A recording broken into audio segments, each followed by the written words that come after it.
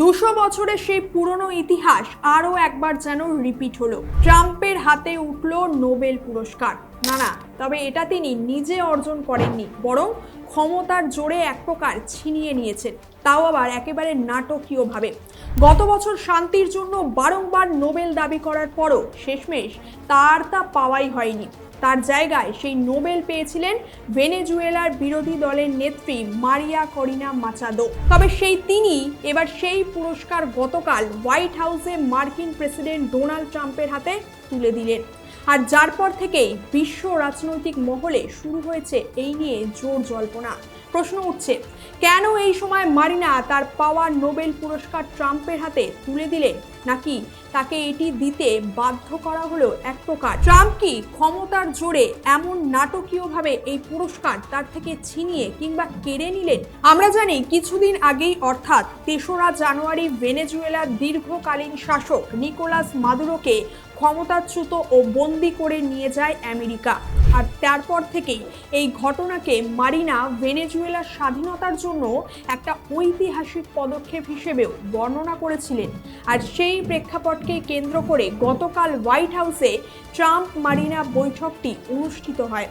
আর তারপরেই মারিনা তার পাওয়া নোবেল পুরস্কার তুলে দেন ট্রাম্পের হাতে। আচ্ছা, এটা তাহলে ট্রাম্পকে খুশি করে মাদুরোর ক্ষমতা নিজের হাতে নেওয়ার তার কোনো গোপন প্ল্যান নয় তো? নাকি মাদুরোকে গ্রেপ্তার করে নোবেল ছিনিয়ে নেওয়ার ট্রাম্পেরই কোনো আগে থেকে পরিকল্পিত প্ল্যান ছিল তৈরি? এইভাবেই কি ট্রাম্প তার ক্ষমতার অপব্যবহার করে নিজের ইচ্ছে মতো যে কোনো দেশের থেকে যে কোনো কিছুই ছিনিয়ে নেবে আগামী দিনগুলোতেও? আসুন এই বিষয়টাকে নিয়েই আজকের এই পর্বে বিশদে আলোচনা করা যাক।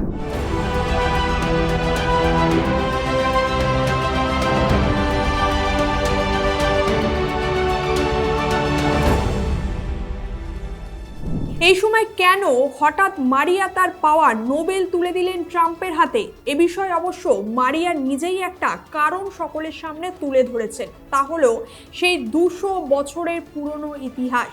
প্রায় 200 বছর আগে ফরাসি জেনারেল লাফায়েত ভেনেজুয়েলার মুক্তিদাতা সিমন বলিভারকে জর্জ ওয়াশিংটনের প্রতিকৃতি হিসেবে একটি পদক উপহার দিয়েছিলেন।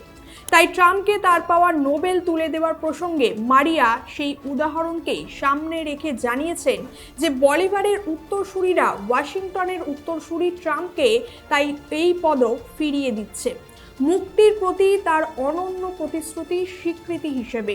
ব্যাস, এরপর দীর্ঘদিন থেকে নোবেল পাওয়ার সেই স্বপ্ন সত্যি হতেই ট্রাম্প তার ট্রুথ সোশ্যালে পোস্টে একটি পারস্পরিক শ্রদ্ধার এক চমৎকার নিদর্শন বলে এটিকে লিখলেন। হ্যাঁ, নিশ্চয়ই সেই সাথে এটাকে চমৎকার একটা নাটকের প্লট বললেও ভুল কিছু হবে না। অন্যদিকে মাদুরোকে আমেরিকা তুলে নিয়ে যাওয়ার পর ভেনেজুয়েলার বর্তমান রাজনৈতিক পরিস্থিতির দিকে যদি একটু চোখ রাখি, এখন ভেনেজুয়েলার রাজনৈতিক পরিস্থিতি অত্যন্ত জটিল বলা চলে।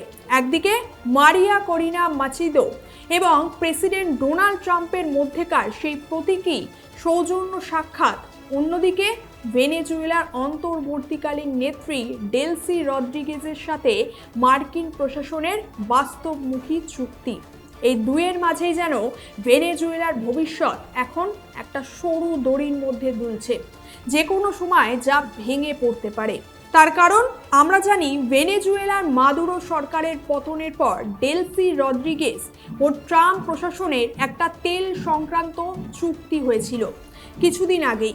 আর এক্ষেত্রে আমেরিকা সরাসরি নোবেলজয়ী মারিয়াকে ক্ষমতায় না বসিয়ে ডেলসি রদ্রিগেজের সাথেই সমঝোতায় বসেছিলেন। কিন্তু কেন মারিয়ার জায়গায় আমেরিকা ডেলসিকেই অন্তর্বর্তীকালীন সরকারের চেয়ারে বসালো? রাজনৈতিক দৃষ্টিতে দেখতে গেলে এর বেশ কিছু কারণও রয়েছে। এর মধ্যে এক, তেল ও জ্বালানি নিরাপত্তা। যেহেতু ভেনেজুয়েলার বিশ্বের বৃহত্তম তেলের মজুদ রয়েছে, তাই ট্রাম্পের মূল লক্ষ্য হলো আমেরিকান কোম্পানিগুলিকে সেখানে পূর্ণ ক্ষমতায় ফিরিয়ে আনা, যাতে আন্তর্জাতিক বাজারে তেলের দাম কমানো যায়। আর ডেলসি রদ্রিগেজ এই বাণিজ্যিক স্বার্থকে নিশ্চিত করার প্রতিশ্রুতিও দিয়েছে আমেরিকাকে। দুই, স্টেবিলিটি বজায় রাখা। এক্ষেত্রে মারিয়া যেহেতু একজন কট্টরপন্থী সংস্কারক, তাই ট্রাম্প প্রশাসন মনে করছে যে এই মুহূর্তে ভেনেজুয়েলায় ক্ষমতার দিক থেকে খুব বেশি পরিবর্তন আনতে গেলে শেষমেশ সেখানে গৃহযুদ্ধ শুরু হতে পারে। অর্থাৎ সেখানকার সাধারণ মানুষ এটাকে ভালো চোখে নাও দেখতে পারে কিংবা এর বিরোধিতাও করতে পারে। তাই সেখানে এখন ডেলসিকে ক্ষমতায় রাখার মাধ্যমে একটি ট্রানজিশনাল বা অন্তর্বর্তীকালীন সরকার পরিচালনা করা আমেরিকার জন্য সেফ। 3 মাদক ও অভিবাসন নিয়ন্ত্রণ। অন্তর্বর্তীকালীন সরকারের ক্ষমতায় আসার পর ডেলসি রদ্রিগেজ আমেরিকাকে কথা দিয়েছেন যে তিনি কলম্বিয়ার সীমান্ত দিয়ে মাদক পাচার এবং আমেরিকায় ইললিগাল ইমিগ্রেশন বন্ধের কাজে মার্কিন বাহিনীকে সম্পূর্ণভাবে সহযোগিতা করবেন। অন্যদিকে মাদুরো ক্ষমতাচ্যুত হওয়ার পর মারিয়া সেই সুযোগকে কাজে লাগিয়ে বর্তমানে ভেনেজুয়েলার ক্ষমতা নিজের হাতে নিতে চাইছেন বলেও সন্দেহ করছেন রাজনৈতিক মহলের একাংশ। অর্থাৎ এই সময় ট্রাম্পকে নিজের পাওয়া নোবেল পদক উপহার দিয়ে হয়তো নিজের জনসমর্থন এবং নৈতিক শ্রেষ্ঠত্ব প্রমাণ করার চেষ্টা করছেন তিনি। তবে বাস্তবে আদতে তার এই স্ট্র্যাটেজি আদৌ কতটা কাজে আসবে তা নিয়েও রয়েছে যথেষ্ট সন্দেহ।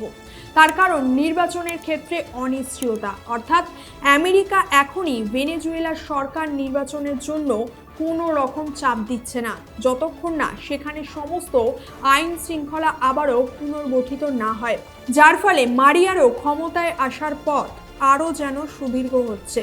এছাড়াও ভেনেজুয়েলার সাধারণ মানুষের বড় একটা অংশ মারিয়াকে পছন্দ করলেও সামরিক বাহিনীর একটা অংশ এখনও রদ্রিগেজের মতোই পরিচিত মুখদের সাথেই কাজ করতে স্বাচ্ছন্দ্য বোধ করছে। তাই আদেও সেক্ষেত্রে মারিয়ার ভেনেজুয়েলাতে ক্ষমতায় আসার ক্ষেত্রে বেশ খানিকটা চাপ থাকছেই বলা চলে।